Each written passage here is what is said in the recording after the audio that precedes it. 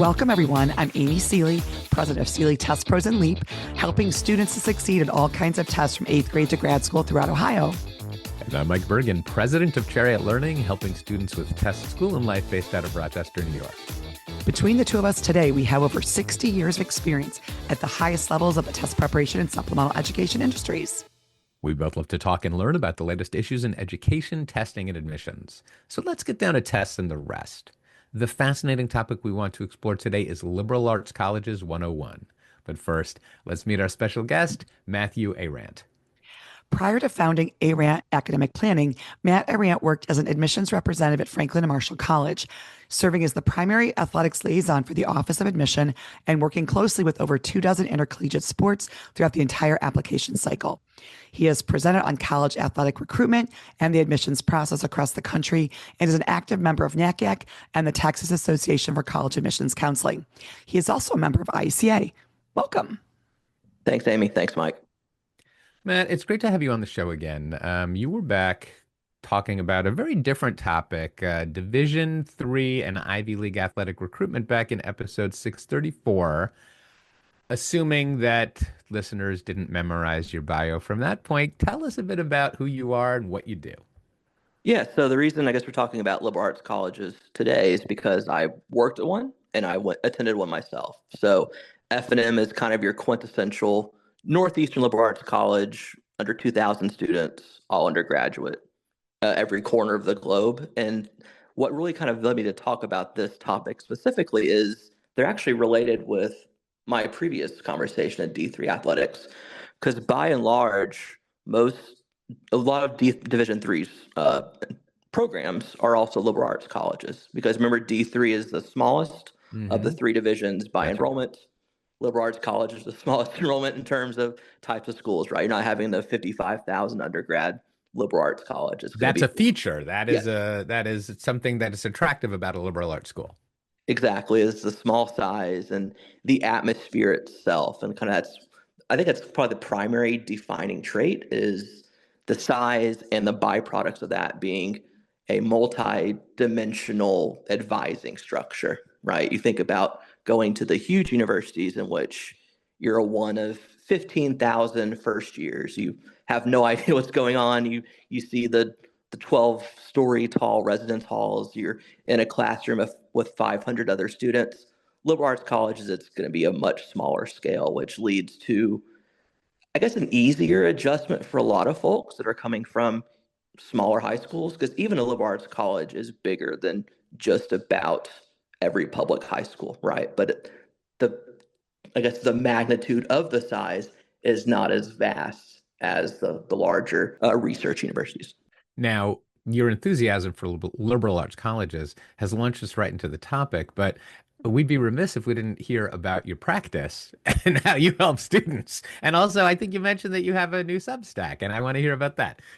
Yes, of course. So my primary specialization is Division III, Ivy, and Patriot League athletics. And so although Ivy and Patriot League are technically Division I colleges, their, I guess, academic kind of structure and size is more in line with a liberal arts college than, say, a larger research university. So the interest kind of dovetails nicely is the athletics focus coupled with liberal arts college admission. So I have those two primary specializations, largely informed by my professional as well as personal life, which leads me to my interest in writing as well. One of the hallmarks of liberal arts education is you got to know how to speak, got to know how to write. So I wanted to launch a Substack that's kind of revolves around various issues in the higher education world. So the first one I just published was about early decision in light of news that hit Tulane recently, and kind of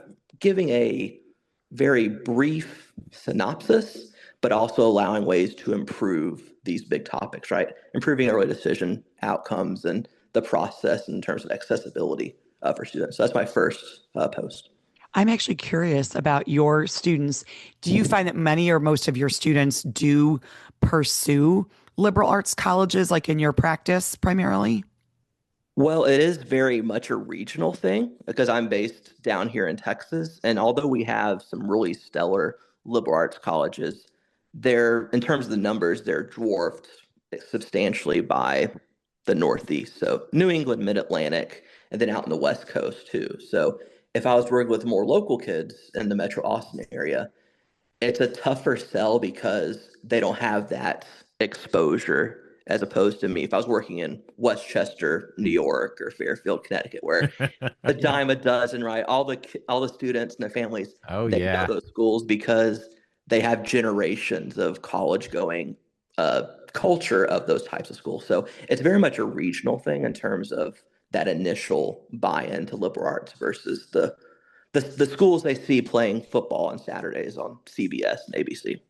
And when I think of liberal arts colleges, I think of so many different kinds of personalities to those individual liberal arts colleges, which can appeal to different students in different ways. But I guess so. One question really, can we start with just talking about how are liberal arts colleges defined in comparison to many of these other types of schools? Because I think sometimes what people associate with a liberal arts college may not actually be part of that definition. So can you clarify that for us? Yeah, it doesn't do many favors with the naming of it. You have liberal and then you have arts. So a certain subsection of the American population, especially, they turn off for They those feel two alienated words. just right there. They Gotcha. think it's a political term, and art is, oh, I can only do sculpture at a liberal arts college. No. What you're So suggesting is today it might feel like a misnomer to many people. yes, exactly. And so rather than me kind of going down the rabbit hole in a Latin course for y'all, liberal arts essentially is defined by the flexibility of the curriculum as well as the size of the school. So it's kind of two different differences. One in terms of the academic kind of offerings, and the other in other terms of how the school is structured, right? So you think about high school courses, they're very rigid in nature. Unless you're able to go to a really strong, well-resourced prep school, in which you have a lot of unique elective offerings. If you're going to a public school, you're going to have English 1 through 4, all your basic maths, and you might have some difference in the AP versus honors, but it's very rigid. Whereas liberal arts colleges, you have a wide variety of courses that can satisfy the social sciences, the lab science, the humanities, and the arts. So, like, what you might be suggesting is at a liberal arts college, you'd be more likely to see something like Taylor Swift lyrics being studied as like a part of an English course or something like that. Is that Yeah, where you get into those very creative or Harry Potter? They're not showing that class at OSU. No, I don't think so. But I mean, is that what I might be going to the extreme here, but is that what you're suggesting is sometimes you get these more, I would say more interesting, but like different takes in a way that you might not see at a big, like large public state institution? Yeah, yes, for the most part. And you think about like distribution requirements. So essentially, you have to take this number of courses in order to graduate. So you have for liberal arts colleges, you have social sciences, humanities, arts. And the thing about that is, if you're not a visual or performing arts person, you can take the Great American Broadway musical, satisfy that requirement without having to do any productions, do any art itself. And that lends itself across all those distribution kind of general subjects, right? So it's much more flexible than say, oh, we have to take these 4 courses in order to graduate or these 3 electives. You mentioned size. Does size factors into sort of distinguishing liberal arts in general? Yeah, so liberal arts colleges versus like liberal arts education. So you think about the College of Arts and Science, as we mentioned Ohio State earlier, that would be a liberal arts style education within a huge university. Whereas if you're still in Ohio, Denison University, Kenyon College, those are liberal arts colleges, much smaller, and I guess the educational programs is throughout the entire campus, not like just one subsection of a large university. So that's kind of where you see it play out. Do you often see that? I think of liberal arts colleges being more remotely located, sort of canyon, as it were, this college on a hill in the middle of nowhere. Classic college style buildings and I ivy mean, covered but walls. is that is that fair, or is that just kind of my own limited experience with liberal arts colleges? It's a fair, I guess, designation, but there are several liberal arts colleges that are in major metropolitan areas. Okay. And I will Really? mention, I visited Franklin and Marshall, which one of my kids was like, okay, so I think of Kenyon, Franklin and Marshall. Mhm. There are lots of these institutions that, but they do tend to be Yes. often more remotely located. When you Yeah. say Westchester, I think of Sarah Lawrence College or Yeah. someplace like that. But if you also think about the big universities, they're mostly in college towns, which if you took away that university, it would be just as rural as Granville, Ohio, or Right. Oberlin. So it kind of goes with how is the school positioned within the larger community. And by the way, thank you for just referencing liberal arts colleges in Ohio. Yes. Right. He's speaking to my neighborhood, Mike. Yeah. So, how about the application process? Does that look different for liberal arts colleges versus like another, like a research institution or university? In terms of like the application process, the main difference you'll most likely see in comparison between the liberal arts colleges and large universities is you're not often asked to declare a major on the application. Think about the big, me being here in Texas, UT Austin, you have to look at computer science, business, engineering. You have to declare that on your application. Whereas if you're applying to F&M, you can put that on the application, but you're not admitted by major. You're not saying, oh, we need to get 50 business majors, we need to get 75 psych majors. It's not as defined by what you put on the application.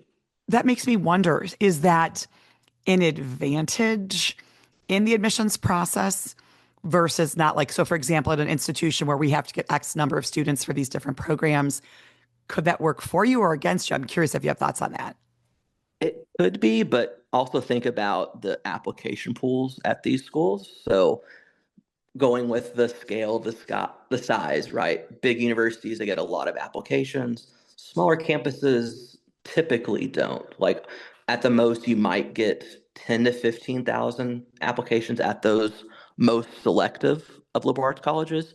Whereas if you're looking at UCLA, for example, you get 100,000 easy. So it's not really in terms of advantage. It's more of a, I guess, distinguishing feature of the flexibility that you don't have to be beholden to.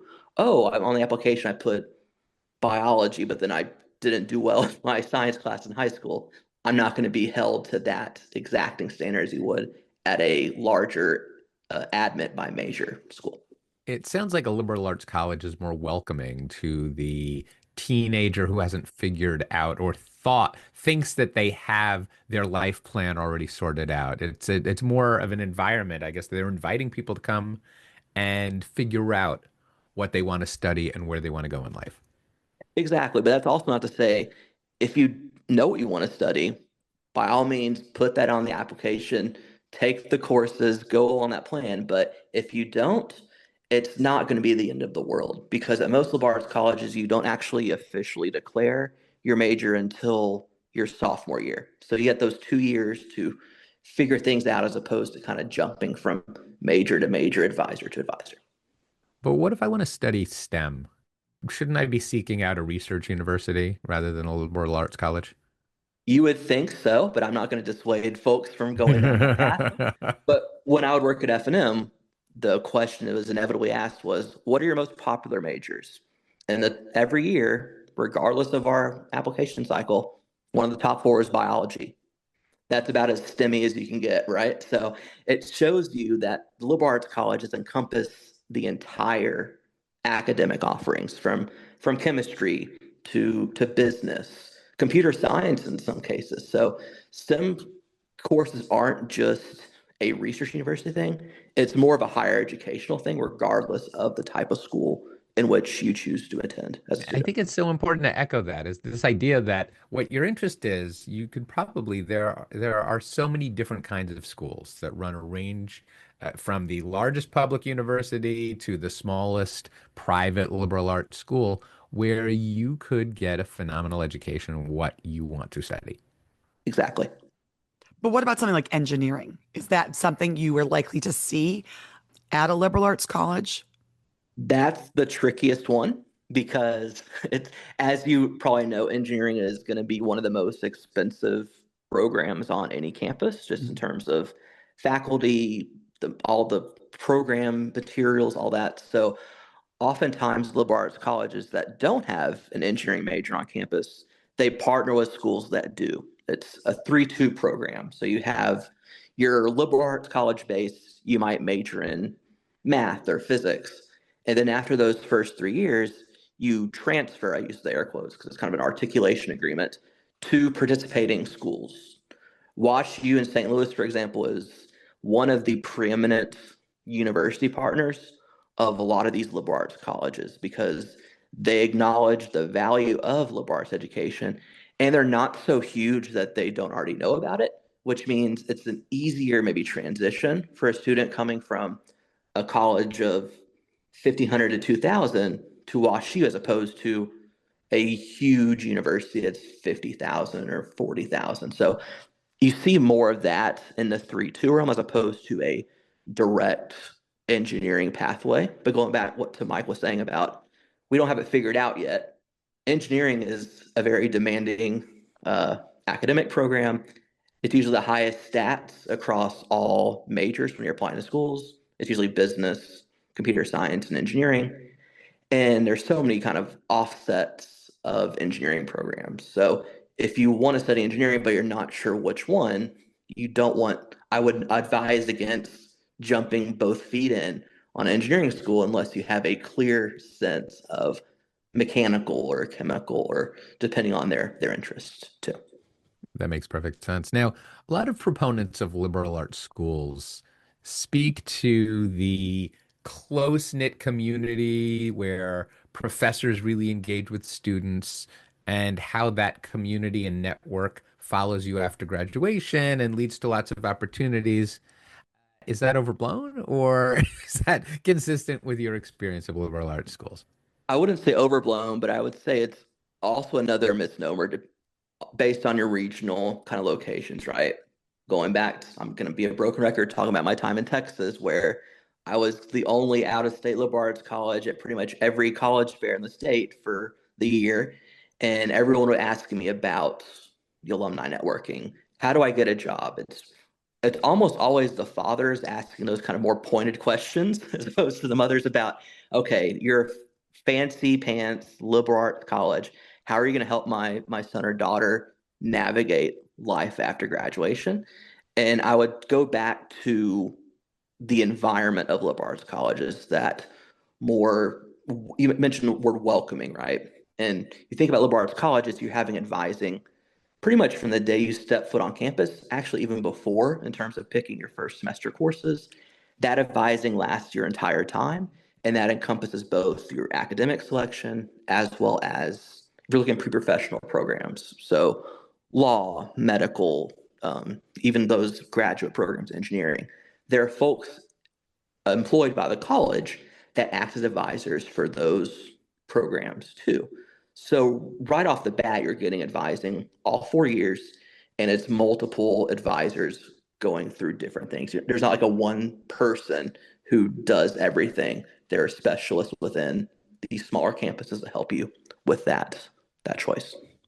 I wonder if there's a higher percentage of students from liberal arts colleges that kind of go to college knowing I am going to have to go to grad school, like just as like an assumption, so that what they study at the liberal arts college could be, I don't want to say like less important because they know upon graduation they're going to go to law school, they're going to go to medical school, they're going to go. I'm wondering now that might just be, I don't know if that's a true perception, but I'm just wondering, do you think that happens when kids go to liberal arts colleges or no? I think more than that, when you look at how colleges advertise their successful alumni, right? They'll give you a percentage of how many are going into further education, how many are going into workforce, and the truly savvy ones are giving you more specific information than just a percentage, right? They'll tell you, here's who all is studying, or here's where they're all studying law school. Here's where they're working in the financial sector or the public sector or government. Like they'll give you specific names because they all know that education is a name brand kind of industry. When you have families investing that much money, they want to see what happens not only once you're on campus through those 4 years, but okay, I graduated, now what? So by having those specific touch points of saying, okay, here's how many of our students ended up studying law at Harvard or Yale or Georgetown or et cetera, they'll show you right off the bat that this is a great option for a lot of students because there is a clear pathway after graduation from one of these schools to those larger institutions, whether it's employment or education. Do you think those 3-2 programs have become more popular at liberal arts colleges because it signals like you can still leave here with a type of degree that you might not have thought you could get at liberal arts college? Yes, and also going to the regional, as we know, kind of the enrollment cliff in the Northeast and the Midwest, all the students and younger families, they're down south. Right. And how do you entice those families to pick your school over the flagship SEC or ACC or even Big Ten school with how conference realignment goes, is you want to emphasize those programs in which you can succeed, but also succeed to the next step too. So I think it's a conscious decision made by colleges that know that in order to impress a suburban Atlanta family, for example, to eschew Georgia Tech or UGA to go out of state, because those are two phenomenal schools. They do a lot with merit aid and scholarships, and Georgia Tech engineering is nothing to sneeze at. Right? It's a very great program, but if you're not sold on that, there has to be a way for you to be convinced that, okay, I can bypass those states to go to those smaller schools up north or out west. As you've referred to several times, different kinds of schools have different charms. And some people see themselves as, yes, I definitely want to go to a big rah-rah state school. I want to go to this very specialized school. And yet the liberal arts college is, in many students or many people's minds, the stereotypical or archetypal college experience. For whom is the liberal arts college the best fit, and maybe who should look elsewhere to pursue higher education? Yeah, so how to answer that, I think, goes back to how I talked to families at the very beginning of the process. Is there are thousands of schools out there. If you look on the website, they all seem very similar. So what we do, instead of getting overwhelmed by the sheer decision paralysis of multiple thousands of schools, is we have a preference survey where I can ask you, what part of the country do you want to study in? How big do you want the undergraduate population to be? Are there any specific states in which you want to study in? Even more importantly, are there states in which you don't want to study in? Because that narrows down that list. Going down that preferences, the campus life itself. Would you want that rah-rah D1 football, heavy Greek life? Do you need a religious affiliation? And then at the bottom, we kind of think about type of school, liberal arts college versus state flagship.